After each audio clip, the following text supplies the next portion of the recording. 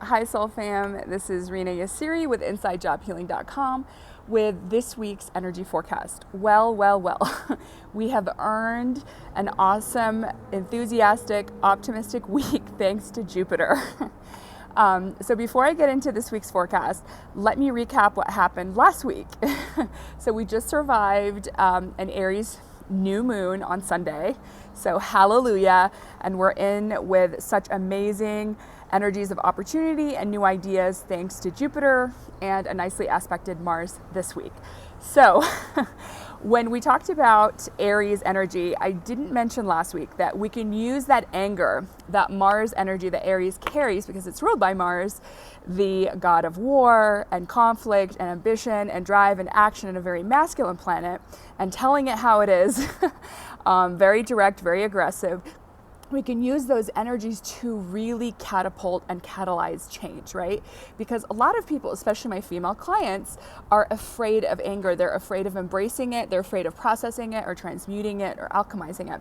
But the key trick is anytime the cosmos causes anger to rise within us that was already there to bring our body into present, we can use that anger as a catalyst for change and funnel it into our passion and fight for what we believe in and really speak our truth and stand up for ourselves. And that's exactly what Aries was inviting us to do.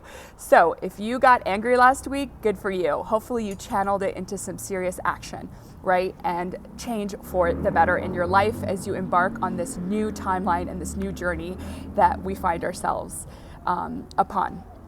And so that was last week, right? And Mars for the last few weeks has been squaring Mercury, which is not good because it's a planet of communication.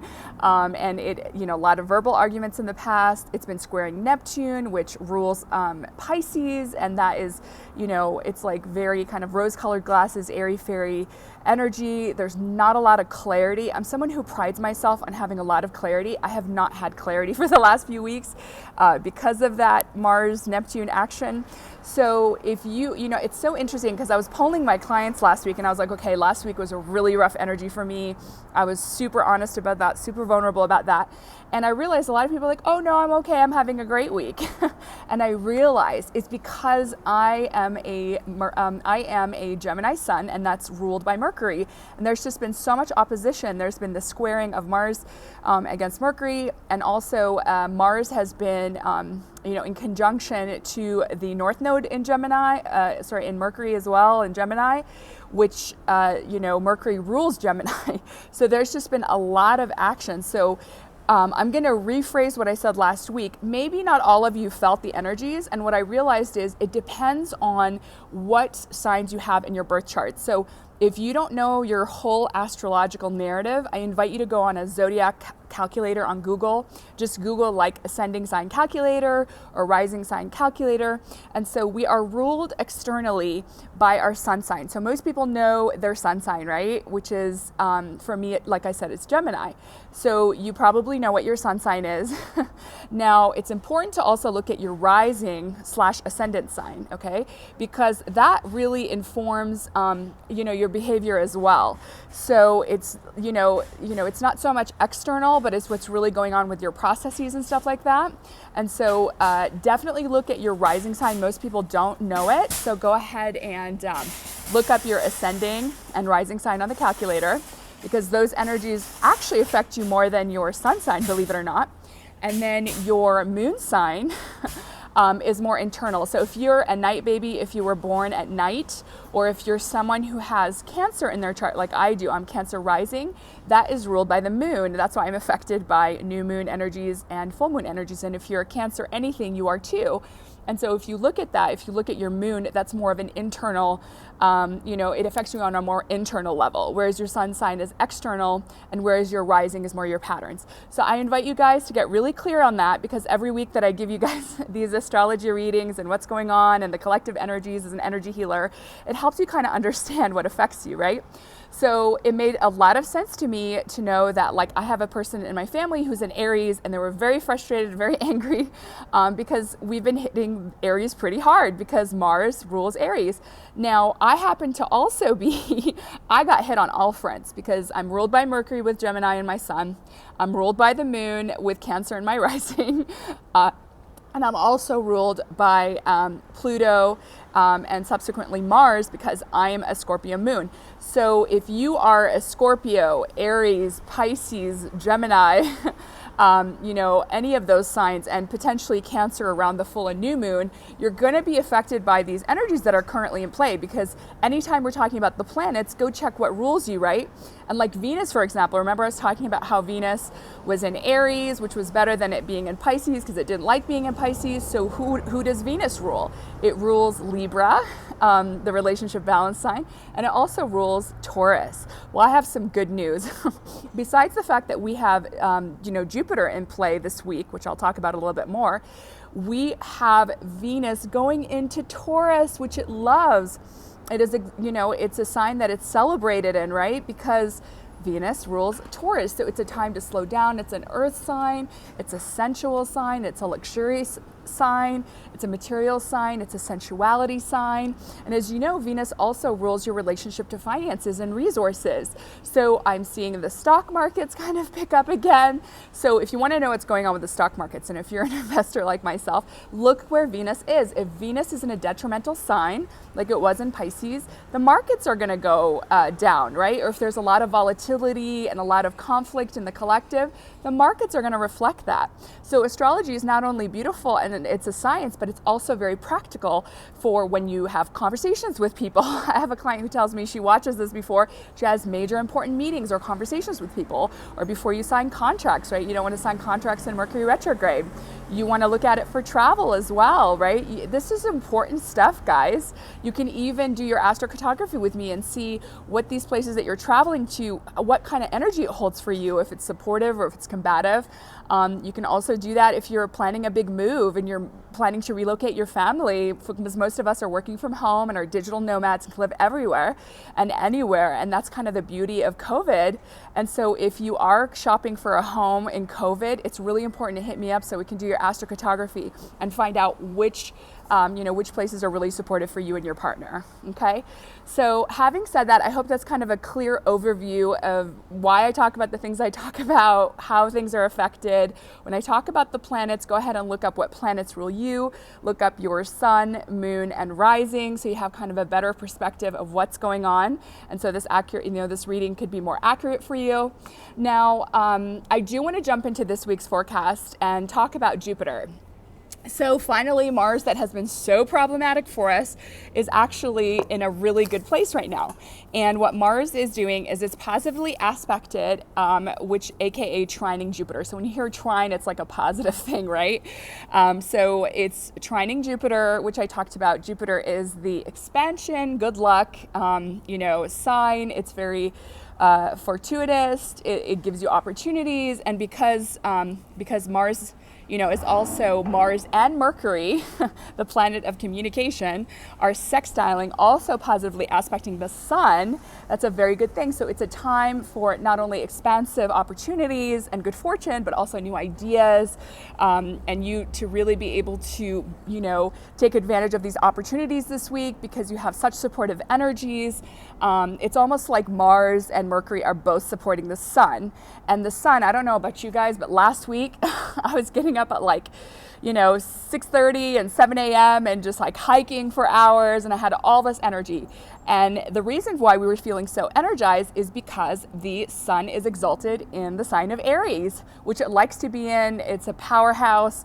So we had a lot of energy last week. It's still exalted in Aries, so take advantage of these opportunities and all this energy. The only note is just be careful because Pluto is squaring the sun. And as you know, Pluto is the planet of transformation and intensity, and the god of death. Essentially, it's a little bit of an intense sign, and so just be careful not to go overboard with all of this changes that you're creating from that Aries energy and all these new ideas. And especially with Mercury being positively aspected with Mars, you're gonna have a lot of drive. Mercury tends to be a little bit of this, a little bit of that. You tend to be all over the place. So don't start a ton of projects this week. Maybe 2 to 3 or something like that, something reasonable where you feel like you're going to finish it, because you could potentially, bite more than you can chew, I guess, with all these supportive and all these strong, powerful energies with the sun and Mercury and Mars. So that's kind of the only caveat. But other than that, we do have a reprieve. A lot of us are feeling a lot more energized, a lot more enthusiastic, a lot more hopeful about the future now that we're birthing this new timeline. Even though we might not fully see it in its inception, what we are doing is really ushering a new age. We were pushing the boulder up the mountain last week. And now we have, a little wink from the universe that we are supported, that if we are going to break those old patterns and heal those old wounds, aka, the wounded healer with Chiron, that we are fully supported, and, life is going to look a lot different than it did. And that all started, as you guys know, with the moon in Sagittarius in December of 2020.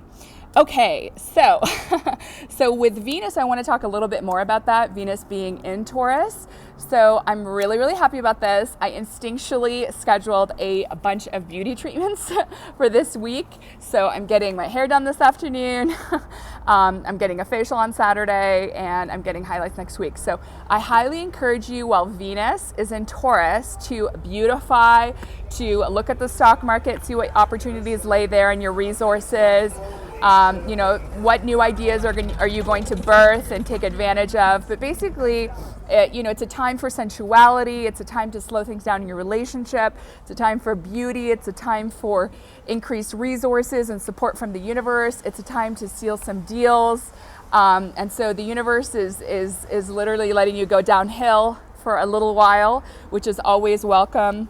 I think that's kind of what I want to say about what's going on astrologically. So a couple of things I do want to mention for the collective as far as energies are concerned is a lot of us are experiencing ascension symptoms. So if you're somebody who's doing the work, like myself, because as a healer, or if you want to be a healer, you cannot heal other people unless you talk the talk and walk the walk and heal the pattern within yourself, and then you'll be able to heal in other people. So for us healers and light workers and starseeds, we're usually kind of ahead of the game, where we're healing ourselves first before we heal the collective.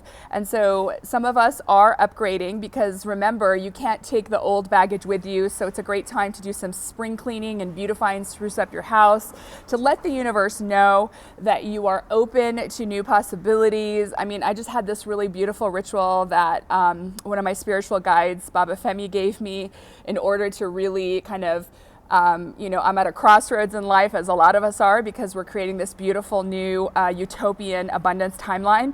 And so he gave me this beautiful ritual to do, so I'm going to share it with you. I did it on the new moon, which is coming to a three-way stop where you dead end, you have to go right or left, and having 21 pennies and praying with them after you've passed the intersection for all the things that you want to be blessed with by the universe and all the things that you want to manifest. And once you finish praying, you put the pennies, the 21 pennies, in a corner, any corner of that three-way stop. And so that's a beautiful ritual that I want to share with you if you are birthing something new that you've never done before, because all of us are a little bit uncertain, right? We're a little bit anxious. We need to trust. So something that's really coming through for me right now is like trust, like faith, right? Like trust in the unseen. It's really important that you do that if you're working with the Christ consciousness. Patience and compromise and empathy with yourself, with others, because sometimes you feel like I've been working so hard for the last 6 months and I don't really see fully this new vision being birthed, but it is in the process of being birthed. Just like when you're pregnant, you don't see the baby until 9 months later. So you just have to trust. It's almost like planting a seed and watering it. You're not gonna, go through the soil and see, is the seed growing? No, you're gonna trust, you're gonna water, you're gonna trust that the sun and the elements are going to help it grow, and then it's going to just push through. And I feel like last week we were just pushing through, which is so miraculous, through the soil to be able to see that little tiny bud of new growth. So last thing I want to share, please watch the last 3 videos with Feel Good. They're amazing. The April energies, that is humanity being dumbed down with Lori Ladd, and the latest video that he did, because they speak the truth, guys. This is the core of my work. Live from a place of love. Don't get the V out of fear. This whole coronavirus has been about humanity resolving their fear. Don't be so tired that you're pushed into something that is not in your sovereignty and not what you want. And I just highly encourage you to choose to evolve and ascend. Love you guys. Rena with InsideJobHealing.com.